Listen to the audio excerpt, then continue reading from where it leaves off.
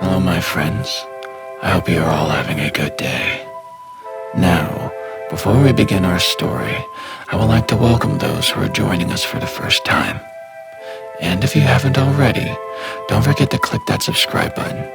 Let's see this channel grow to its first 100 subscribers. Again, thank you for joining us today. Let us begin. It began with the smell of thunder and fish.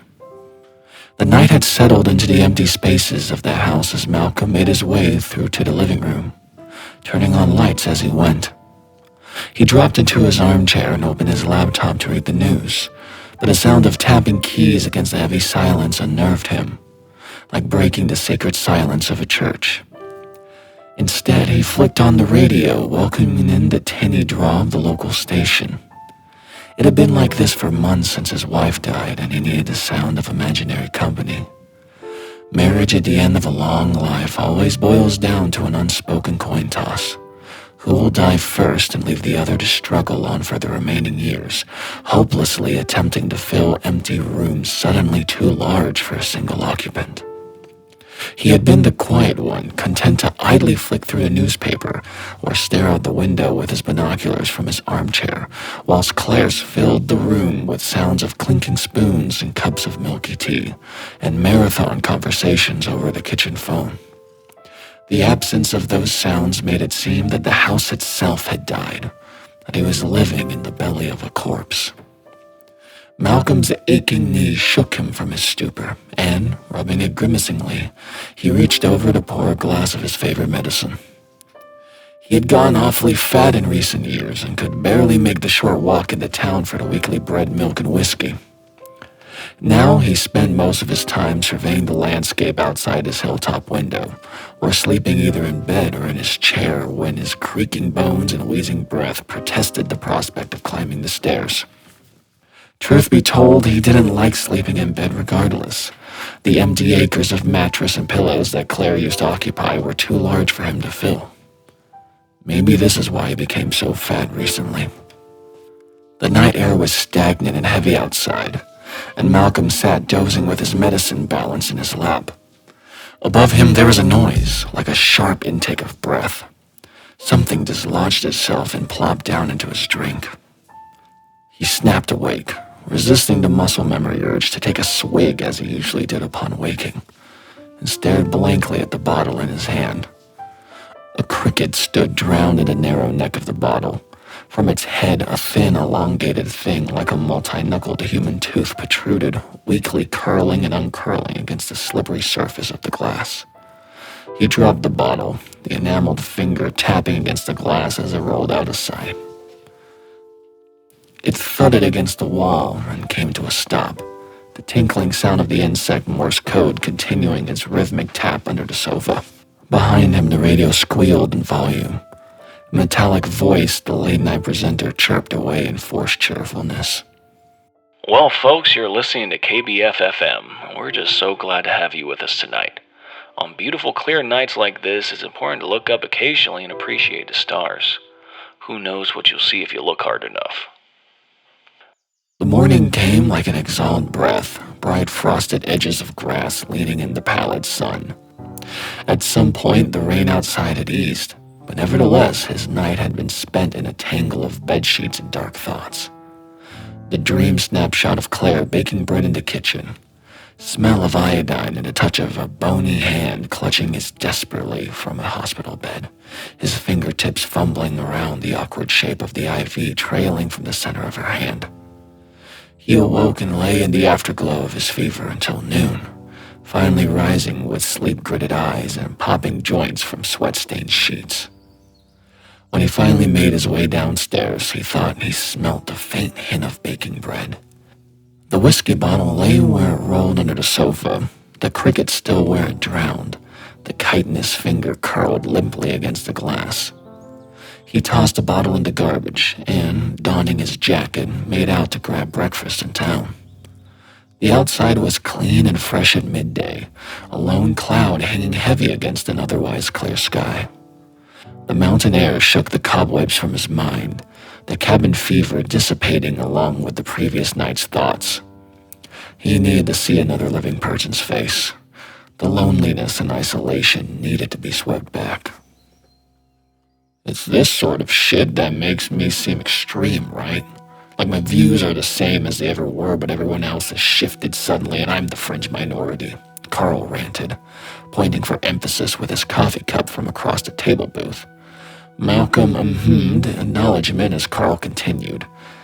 He regretted leaving the house, but Carl was one of the few social contacts he kept up with. He had grown accustomed to these conversations. Carl was in his late 60s and was well consigned to working himself into a fury through constant consumption of the 24-hour news cycle. Malcolm reaffirmed his satisfaction in not having bought a TV for his cabin and refusing to learn how to use social media. He wasn't sure how Carl had dragged that conversation to this point, but he knew he was resigned to 10 more minutes of playing the friendly ear, forced to nod and interject with occasional approval as Carl ratted off his latest political manifesto. "You know what I mean?" said Carl, his eyes narrowing behind his red, swollen nose. "Yes, it's dispiriting," replied Malcolm flatly, cradling his coffee between his hands. "Why they still lie when they already have the power to do what they like? I want to know that," Carl muttered, slipping into a pause of internal machination over whatever conclusion he had brought to himself. Malcolm used the opportunity to glance down at his watch, and then out the window as Carl resumed talking, not noticing the loss of his listener in the moment. Outside, Malcolm's eyes passed over the groups of families, dog walkers, and shoppers shuffling their way through the midday weekend.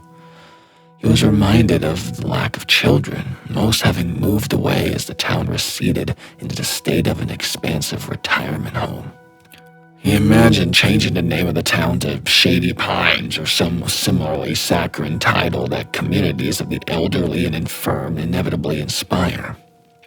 As his gaze settled upon a well-dressed man in an archaic suit crossing the street with a peculiar gait, a bird crashed into the window, shattering his daydream in a smear of blood and clotted feathers.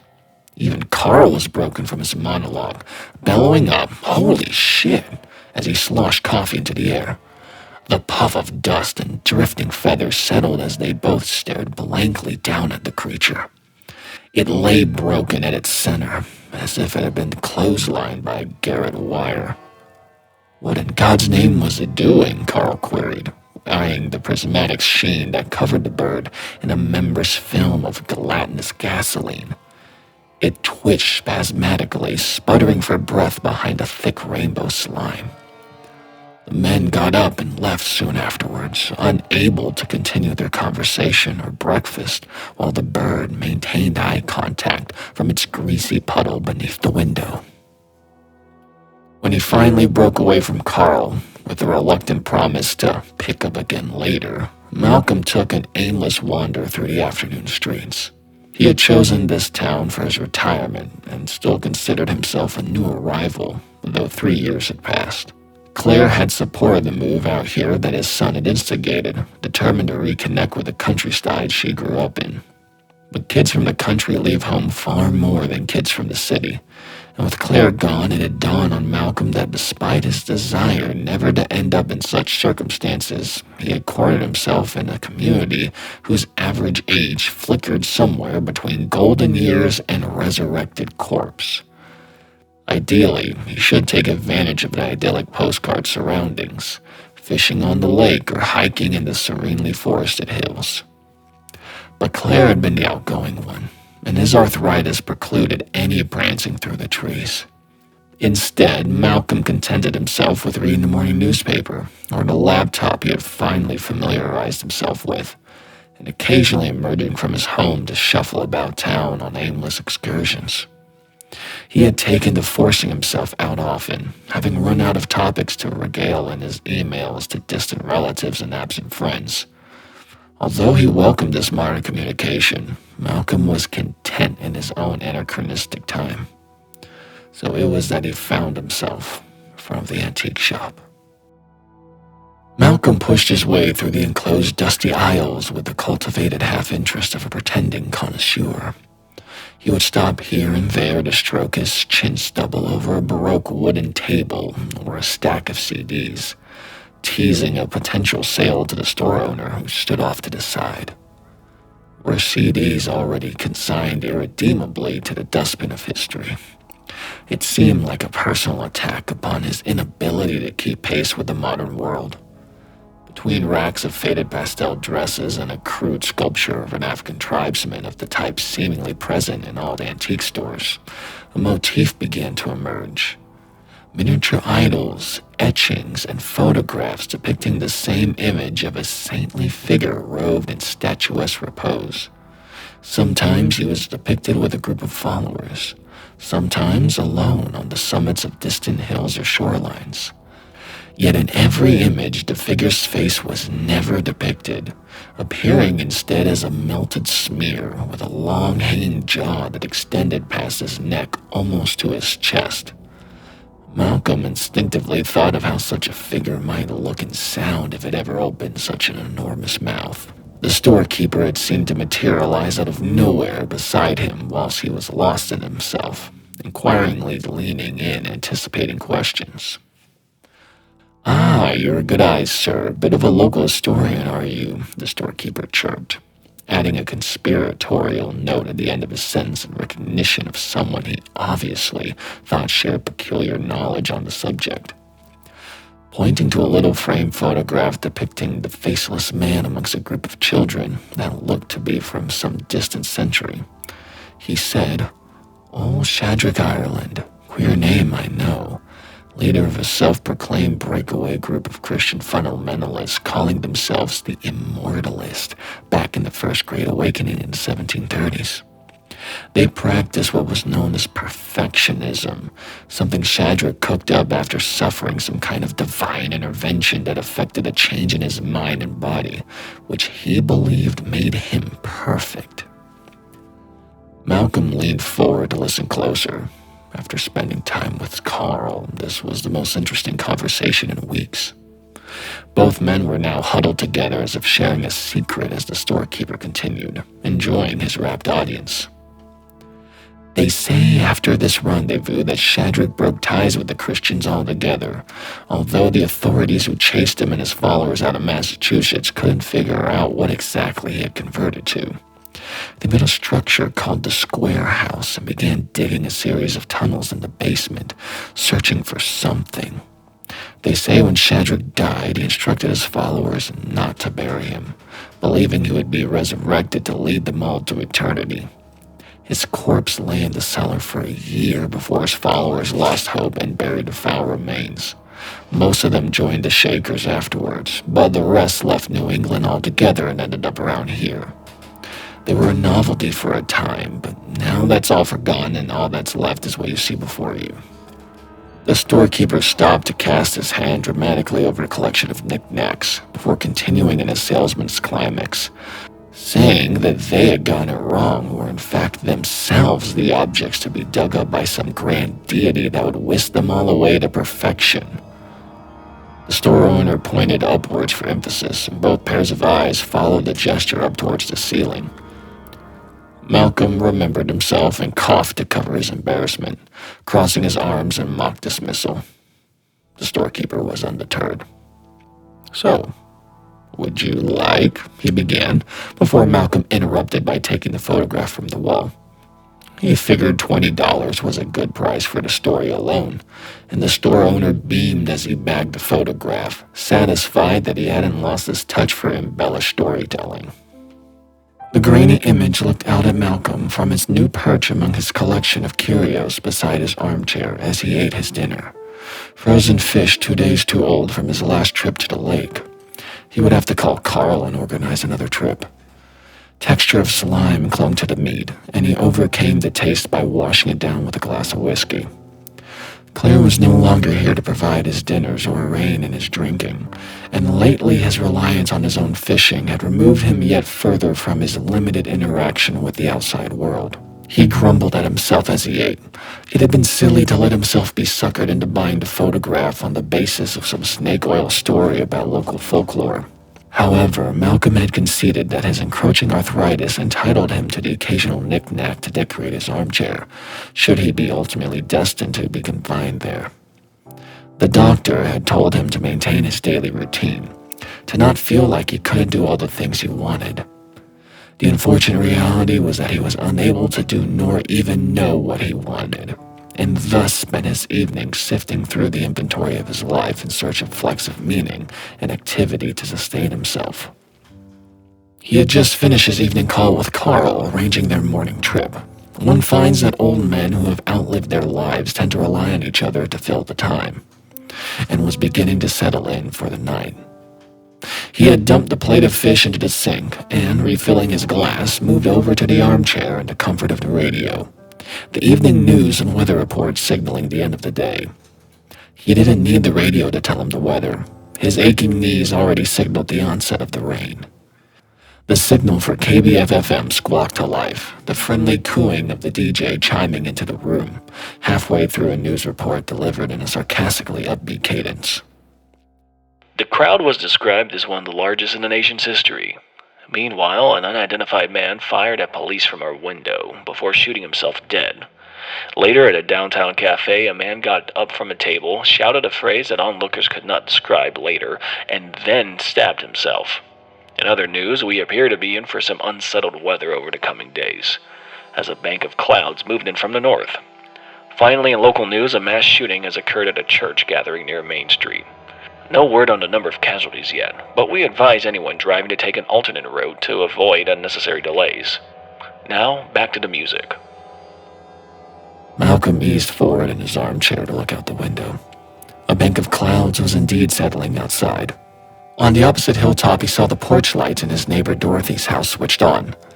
Something in the garden had triggered the sensor, caught unaware in the spotlight.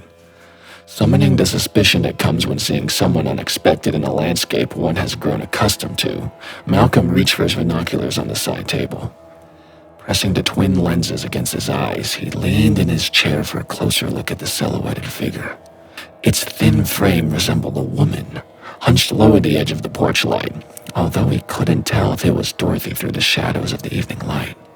She was wearing some sort of elaborate costume or backpack, the curve of her spine bristling with indications like the spines of a glutted porcupine.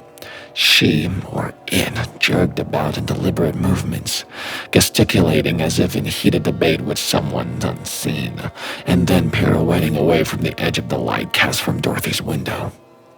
Malcolm imagined he saw that it was naked, despite the chill of the night, throwing its smooth arms up into the night sky, and freezing in place like a dancer expecting applause. As if suddenly unaware of his presence despite the distance between them, the thing suddenly dropped to a crouch and bounded away from the exposed side of the hill, up the incline towards the spear of the light cast from Dorothy's house.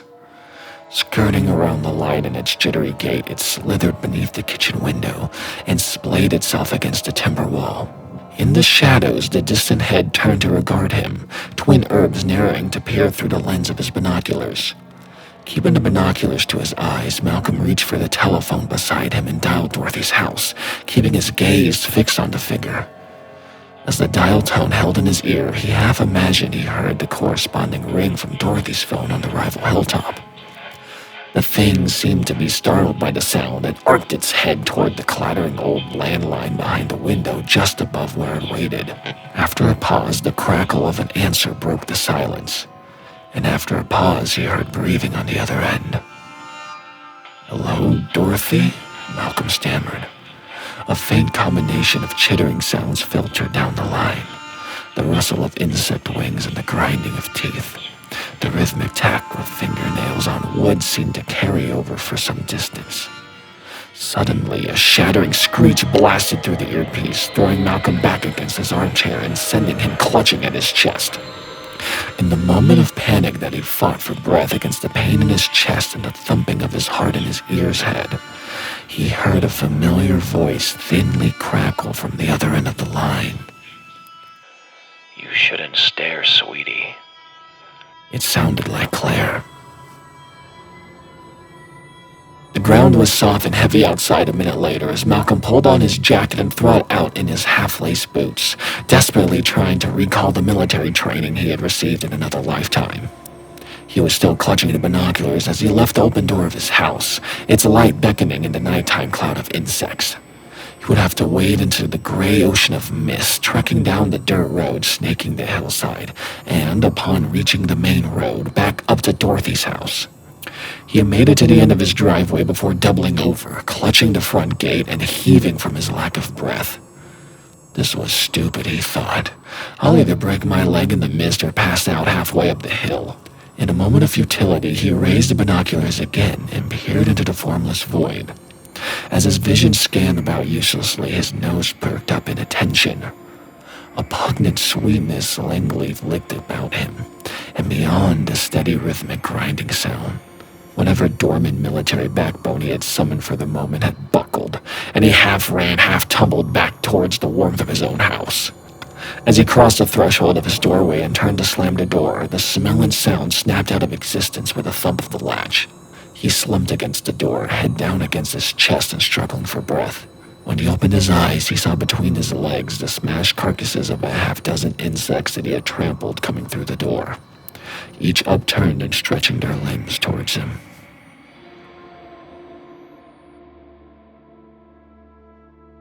"You were only fucking drunk, you paranoid old coot," Carl cacked as he leaned in for emphasis from the other end of the boat through the cloud of his cigarette smoke. The movement sent the raft shattering in the waters of the lake. "You've run out of things to occupy yourself, and now you're casting about for an adventure or a mystery to fill your time. I went through the same phase when Heather passed. But if you get caught spying on the neighbors, there'll be hell to pay. You're already a pariah." "I'm not a pariah," grumbled Malcolm, setting another maggot on his line. Those 10 minutes he had left his front door open the previous night had invited in enough insects to last him a dozen fishing trips. "When was the last time you talked for longer than 5 minutes to anyone other than me or yourself?" retorted Carl, casting his hand over the empty waters around them in demonstration. The wind seemed to whisper through the distant pipes in agreement. Malcolm threw out his line wordlessly and sank back in his seat without reply, silently holding Carl's eyes and setting the rod between his arms. The plop of the maggots sent ripples out around them, disturbing the tranquil silence of the omnipresent fog. "All right then," Carl finished, cocking his head back and turning the palm of his hands towards Malcolm. "Sorry, I've offended you. I can see that. I apologize, okay? Tell me about it again from the top." He offered a thermos of whiskey-laced coffee as a peace offering to Malcolm, who accepted it with a nod. A long time passed before the men spoke again, each idling away in his own head as they waited for a bite. Eventually, Malcolm spoke up. "I've been using the computer to look for answers to what I saw. I didn't get very far, but I did come across an online library of old mythology. Did you know the Celts believed that bodies of water were portals to the underworld?" "They weren't half wrong," replied Carl half-heartedly, not looking at Malcolm but rolling another crooked cigarette. The ripples from their lines had settled, and the lake was a plate of clouded glass beneath their frozen boat. "If I was some half-naked bearded tribesman and came upon this place, I would certainly think it was holy or cursed or something anyhow." Malcolm ignored Carl and continued. "Thing is, they never refer to them as metaphorical or spiritual portals, but as physical windows to the other side. Like if they look long enough into them, then it's something would swim up and gaze back." "And whisper through the glass," added Carl earnestly, leaning forward and fixing Malcolm with a pale gaze. Then he threw back his head and laughed. "I'd say you were a big hit with the kids at Halloween. Okay, stop all the shit talk and monsters and whatnot, and let's discuss about something else. If it's scary stories you want, how about the upcoming elections?" Malcolm sank back into his seat in resignation. Carl gargled and spat as he cleared his throat for another political treatise, sending a glob of phlegm sailing out into the abyss of the morning. They divided up their catch on the shoreline, Carl flinging handfuls of guts into the reddening froth as Malcolm continued at his fish with a pocket knife. A dozen mournful eyes looked out from the icy beer cooler towards the water they had been unceremoniously pulled from. When they were done, Carl slammed shut the trunk of his car and drew another cigarette. Try not to get whisked away by the Loch Ness Monster on your way home. Yeah, fuck off, you comedian, Malcolm retorted, already walking back to his own car, adding that he would see Carl at the regular time for their weekly cup of coffee. Malcolm's mind was unquiet as he drove home. The sense of expectant dread clung about his mind in a jumble of unassembled jigsaw pieces, mocking his inability to connect them. The phone was already ringing when he opened his front door, startling the crickets outside. Malcolm hurried to pick up the receiver, holding it instinctively at a distance after his last experience. He had to collect himself before he could summon the effort to speak, as if the power of language had left him for a moment. He absently swept back the few coils of sweat-staggered hair that clung to his skull with his free hand, and finally the words returned to him. "Hello?" He seemed to croak rather than speak words. Malcolm! The note of panic in Carl's voice set the hairs on the back of Malcolm's neck on end. Rolling waves of static drowned Carl's words as they thinly crackled down the line from some distant time and place. Isolated snatches rose above the tangled static, though they described things that made no sense. Can you see me? Carl's voice rose to comprehension. Malcolm brought up the binoculars from their perch on the side table and cast about. The lights from town below waned from between the peaks of the surrounding hills as he followed the distant black artery of the main road towards the lake. The two pinpricks of Carl's headlights sped down the empty stretch of road. I'm driving on the main road. Can you see me? Carl pleaded. "I see you. What the hell are you doing out there?" Malcolm barked. Nothing seemed amiss about the car except its terrible speed, careening dangerously down the country road in a single-minded effort to reach the lights of town. All around me, I can't see the road. I'm rising. Carl's voice was a hysterical babble. All at once, the car seemed to distort, as if passing through cracked glass. Malcolm put down the phone and quickly adjusted his binoculars, checking for damage or a faulty lens. Bringing them up, he reached for the phone and found it silent. In the distance, the car had limped to a hole on the side of the road, marooned just outside the sanctuary light of town. A minute passed. Malcolm's eyes fixed on the driver of the vehicle, a vague silhouetted smudge in the distance. After a pause, the car slowly revved its engine and returned to the road, puttering its way along a relaxed cruise. After the fifth attempt, Malcolm knew Carl would not answer his phone, but in the grip of that night, the old man felt like he didn't know what else to do.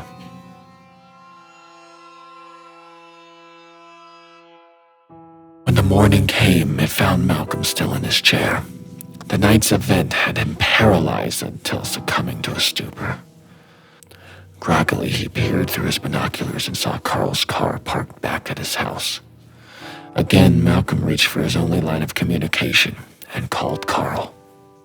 The dial tone hung for a frozen moment before someone picked up on the other end. Carl's cheerful voice boomed out in the receiver. Morning, Malcolm. "Carl?" Malcolm stammered. "What happened?" Carl sighed abashedly, like someone apologizing from a drunken embarrassment the night before. Yeah, sorry about all that nonsense. I was just having an off night. Chalk it up to a few too many nips of the flask behind the wheel. Apologies again for disturbing you. Jesus, an old fellow like me shouldn't be looking for attention. A self-effacing laugh cackled through the receiver. Malcolm persisted for a time, but finally resolved himself and accepted Carl's apology. Deflated, he put down the phone and shuffled off for some breakfast. After scrounging together a barren slice of toast topped with a lonely cube of butter pocketed from the diner, Malcolm stood over the kitchen counter wiping the grit from his eyes. He turned on the radio whilst waiting for the coffee pot on the stove to boil. The tinny exchange was that of a call-in show, people asking after lost dogs and complaining about loitering kids and strangers from out of town. Half listening, Malcolm returned to buttering his toast. And I think it's awful that someone thinks that they have the right to intrude on another person's privacy. An elderly woman's voice hoarsely droned. I mean, someone has to do something about this peeping Tom looking into people's windows with his binoculars. Malcolm's eyes snapped open. And what do you do then? The talk show host inclined. Well, I shut my curtains. What else could I do? I'm not one for causing a stir, but a woman my age should be allowed to go about her business without some voyeuristic recluse peeping at her. The lump that had grown in Malcolm's throat during the monologue would no longer allow toast to be swallowed. He stood clutching the countertop until the interview ended, feeling suddenly as small and alone as he had in a long time. Malcolm sat dejectedly in his chair. He needed to talk to somebody, anybody, except Carl. An attempted call to his son had not raised Malcolm's spirits. Too busy in the distant city to talk to the old basket case. He had tried to rattle off his experience, but the resounding, "Well, that's interesting, Dad," had killed any hope of actual connection. Now he sat back in his chair, unable to do anything else but the routine he had trapped himself in. He would call Carl for their usual evening chat, but something compelled him against talking to his alleged friend. So here he sat, with nothing but the usual binoculars, the radio, and a table of knickknacks. The radio announced that it was 9:35 p.m. The photograph he had bought in the antique store stood as if listening. Suddenly silence. The typical nighttime cicada had ceased, and the air held its breath. Malcolm compulsively reached for his binoculars, unsure of what exactly he was looking for. Scanning the horizon, he passed over milky yellow lights of the houses below. He passed over Dorothy's house and saw someone framed against the light. Someone was standing there, with his own binoculars focused on him. Eyes widened, he saw that other houses had the same shadow stark against the light, each fixed in his direction. Finally, his panic lens settled over Carl's house. In the window of the bungalow, a figure was dancing. It had been a week since the last incident. Since then, Malcolm had withdrawn from the world altogether, barring the door against the bundles of letters, medical requests, and written invitations which had suddenly begun piling through his door each morning. Apparently, there was a harvest festival that he was insistently requested to attend. The radio buzzed about the weekend fishing and preparations for the festival, but Malcolm saw no activity in the town through his binoculars. He had heard people outside his house, and once, the voice of Carl calling for him beyond the threshold. Imprisoned in his chair, he had uncovered his army-issue pistol from the attic, though he didn't fully trust himself and kept it at a distance. At night, the trees brushed his window, and in the morning he found the latches loose. The same familiar whisperings in the corners of his mind and the snatched periods of sleep he could manage sounded like Claire, demanding something from him, though he could not understand what it was. He had tried to call someone but didn't know who would answer. One morning he found the line was dead. The final morning began with a bang. Malcolm had been stirring under the blankets bunched over the chair when the window beside him had exploded in a shower of glass.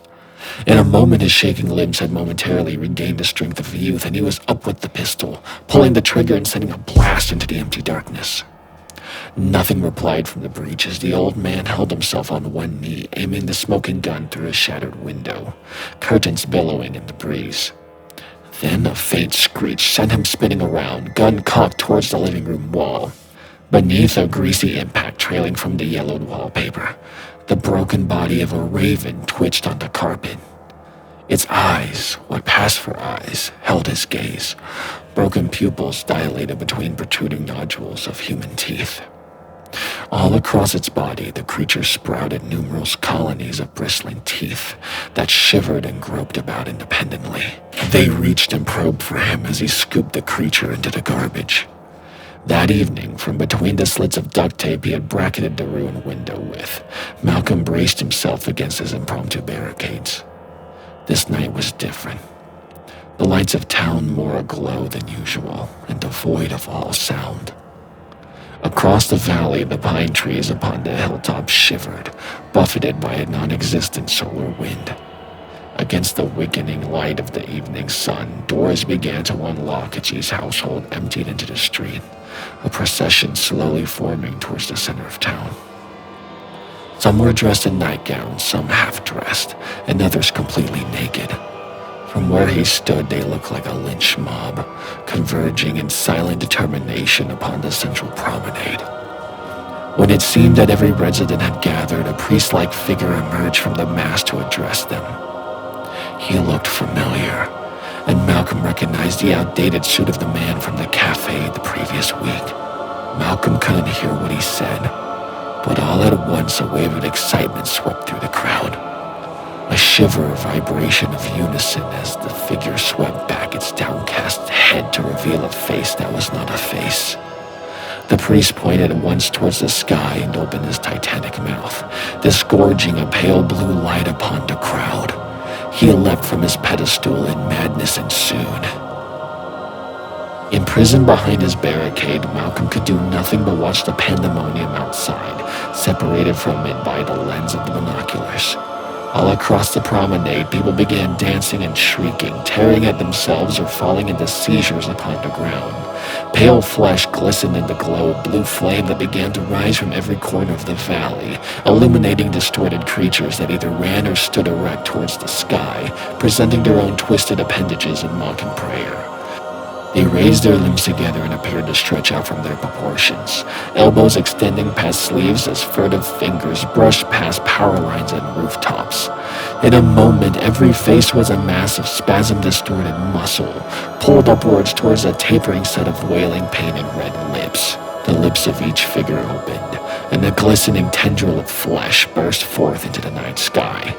Unblinking eyes dislodged themselves and wound their way up the glowing stalks of flesh, unraveling from the collapsing bodies. Some dropped to their knees on shriveling limbs as the ropey vines continued to wound their way upwards, each topped with a spark of the same blue fire that issued from the unhinged mouth of the priest. At their tips, each unwinding filament seemed to vanish at a point in space suspended above the town, snuffing out the pinpricks of life. As this crescendo of sound and viscera peaked, and each dancing figure was reduced to a jerking semi-transparent face peeking mask-like from piles of clothes littered across Main Street, the gossamer threads broke free from each pair of lips and wound upwards towards the invisible point in space. When the last had slithered free, another constellation of supposedly distant stars shriveled.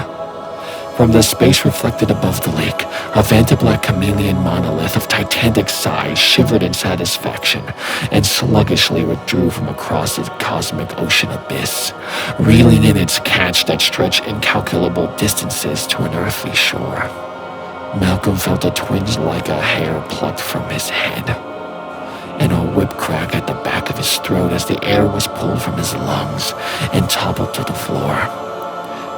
His left side had gone numb, and he couldn't lift his arms to reach for his gun, or even to cover his ears or eyes. The wall of duct tape burst open into a frenzy of flailing strips, and a wave of merciful unconsciousness broke over and consumed him.